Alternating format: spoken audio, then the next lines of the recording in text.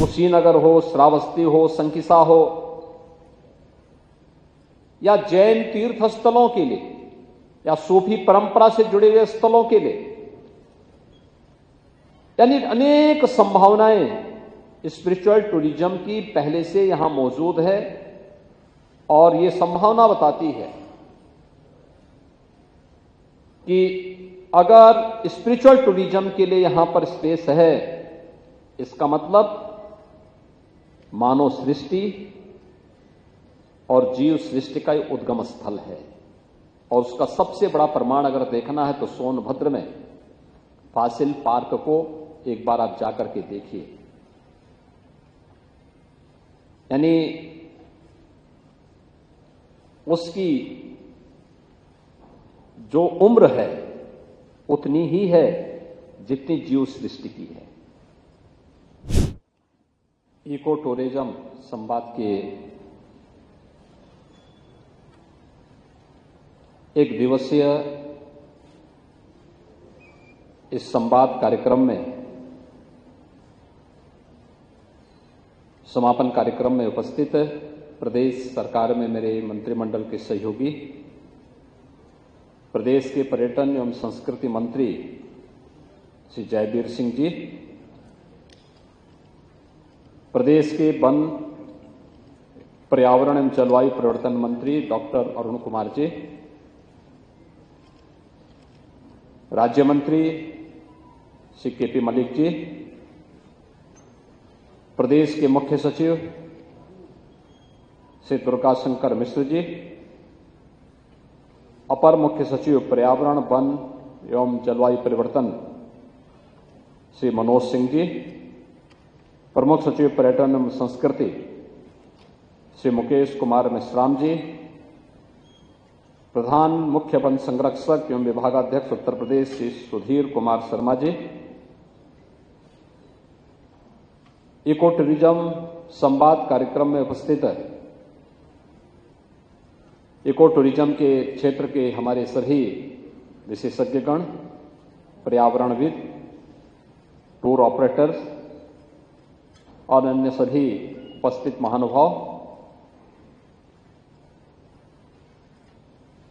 देश के हृदय स्थल के रूप में माने जाने वाले उत्तर प्रदेश में इको टूरिज्म डेवलपमेंट बोर्ड के गठन और आज उसका लोगो भी आप सबके सामने यहां पर समर्पित हुआ है।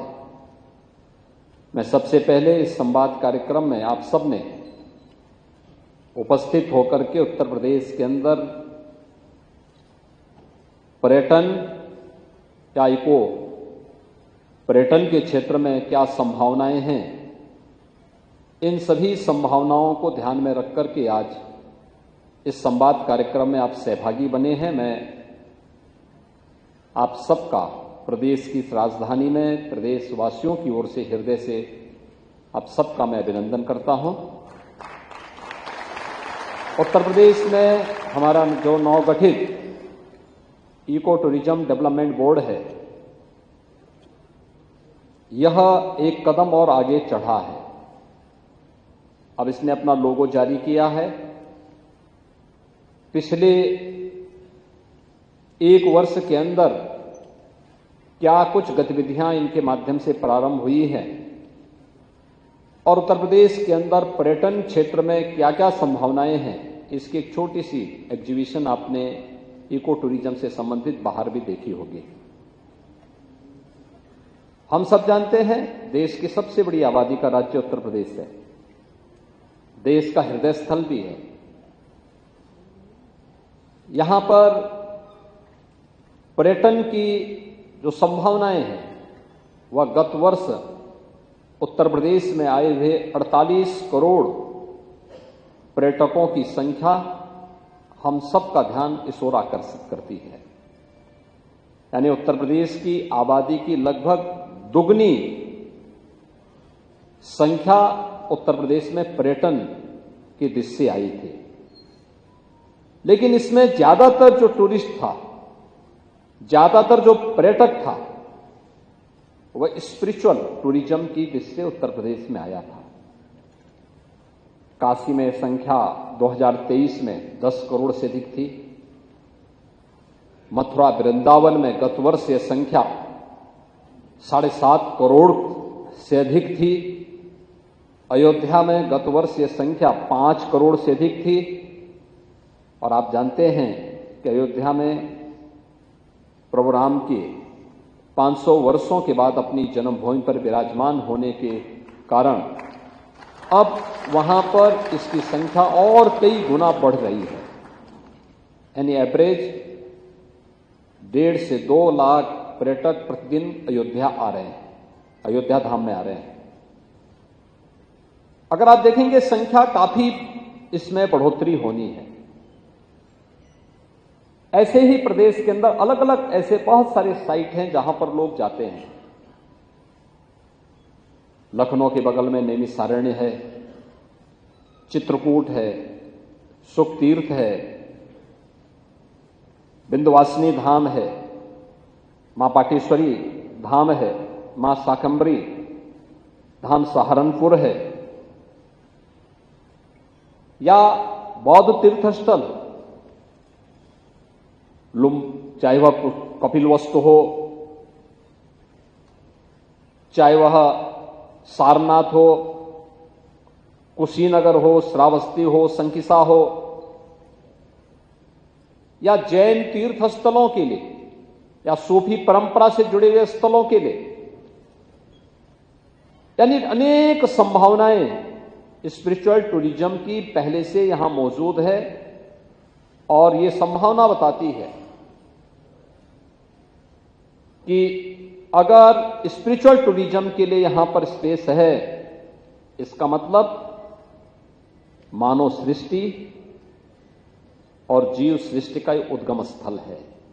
और उसका सबसे बड़ा प्रमाण अगर देखना है तो सोनभद्र में फासिल पार्क को एक बार आप जाकर के देखिए। यानी उसकी जो उम्र है उतनी ही है जितनी जीव सृष्टि की है। लगभग 150 करोड़ वर्ष पूर्व के वे सब फासिल वहां पाए जाते हैं। ऐसे अनेक स्थल आपको मिलेंगे, अनेक प्राकृतिक सरोवर मिलेंगे, ताल मिलेंगे।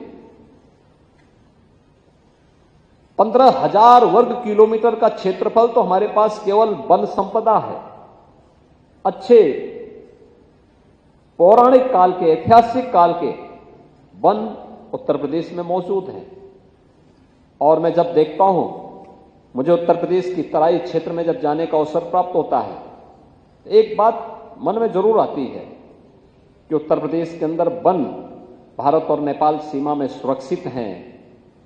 बहराइच, श्रावस्ती में, बहराइच में, बलरामपुर में, लखीमपुर खीरी में, पीलीभीत में।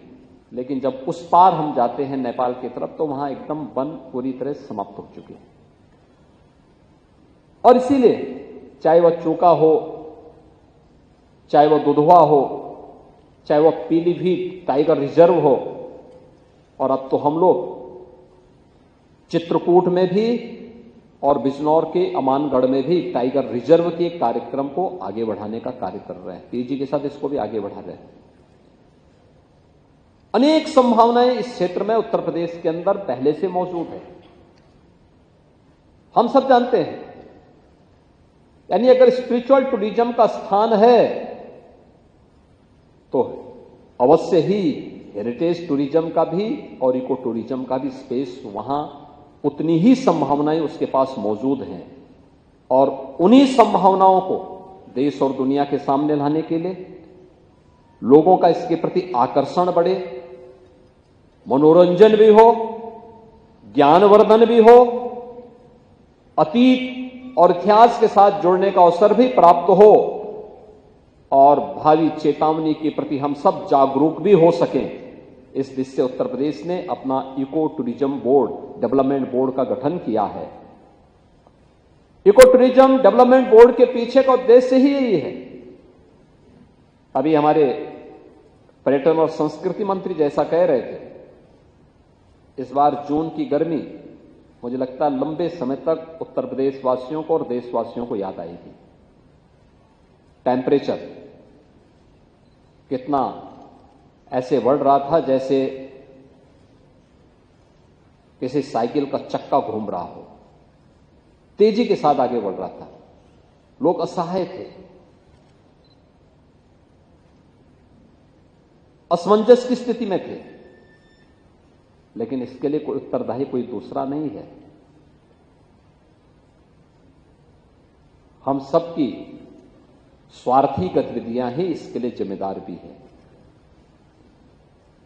अपने स्वयं के स्वार्थ के लिए प्रकृति का दोहन करने की हमारी जो प्रवृत्ति है, इसने इस प्रकार की स्थिति हम सबके सामने पैदा की। अनेक नदियों के जल सूख गए, स्रोत सूख गए, सूखी पड़ी हुई थी। आप लखनऊ में हैं, लखनऊ में हम लोग एक नाइट सफारी बना रहे हैं कुकरेल के पास,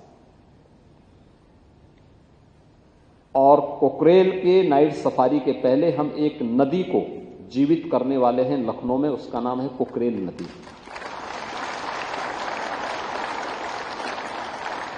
कभी कुकरेल नदी थी जो गोमती की सहायक नदी थी, आदि गंगा, गोमती को आदि गंगा भी कहते हैं।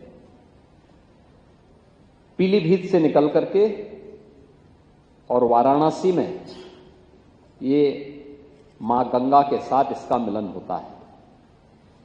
लेकिन गोमती की सहायक नदी कुकरेल नदी को लोगों ने नाला बना दिया। नाला बना करके उसमें अवैध निर्माण कर दिए, कब्जे हो गए, और कब्जा इतना बढ़ा, पिछले 4 दशक में इतना बढ़ गया कि अब वह स्वयं ही न केवल नदी के लिए बल्कि यहां के पर्यावरण के लिए एक चुनौती बन गई थी। और फिर 1 वर्ष पहले हम लोगों ने इस लड़ाई को प्रारंभ किया। नहीं, कुकरेल को नाला नहीं, इसको फिर से नदी बनाना है। और नदी बनाने के लिए उस लड़ाई को यहां से लेकर के सुप्रीम कोर्ट तक हम लड़े, और मुझे प्रसन्नता है 8000 से अधिक ऐसे जितने इलीगल स्ट्रक्चर थे उन सबको हम लोगों ने उसके पेड़ से अब तक निकाल करके बाहर फेंका है, उसको हटाया है। जिनका पुनर्वास होना था उन्हें पुनर्वास भी किया है, जिन्हें दंडित करना था उन्हें दंडित भी किया है। और नदी, आप आश्चर्य करेंगे कि अभी 8000 स्ट्रक्चर हटे हैं, लेकिन इतने स्ट्रक्चर हटने के बाद नदी में पानी के नए स्रोत फूटते हुए दिखाई दे रहे हैं। यानी जब गर्मी थी, जब नदियां सूख रही थी, जल के स्रोत सूख रहे थे, तब कुकरेल में नए जल के स्रोत फूट रहे थे। ये दिखता है कि हमने जल के स्रोत अपने स्वार्थ के लिए स्वयं बंद किए हैं। लेकिन यही स्थिति अन्य जगहों पर भी है। हमने कभी भी उस दिशा में प्रयास नहीं किया है, और इको टूरिज्म डेवलपमेंट बोर्ड इस बात के लिए हमें आगाह कर रहा है कि ज्ञानवर्धन के लिए भी, मनोरंजन के लिए भी हम अपनी प्रकृति के इस उपहार का उपयोग करें, लेकिन इसके साथ साथ आने वाली पीढ़ी को एक लंबे समय तक ये उपहार इसी रूप में मनोरंजन और ज्ञानवर्धन के रूप में प्राप्त होता रहे। इसलिए इसके संरक्षण की जिम्मेदारी भी हमारे ऊपर होनी चाहिए, हर पीढ़ी को अपने ऊपर लेनी पड़ेगी। और उसी दृष्टि से इस कार्यक्रम को आगे बढ़ाने के लिए एक अभिनव प्रयास प्रारंभ हुआ है। एक साथ जब आप जाते हैं, एक कोई टूरिस्ट आता है, तो अपने साथ एक व्यक्ति के लिए नहीं, अनेक लोगों के लिए वह रोजगार का सृजन भी करता है।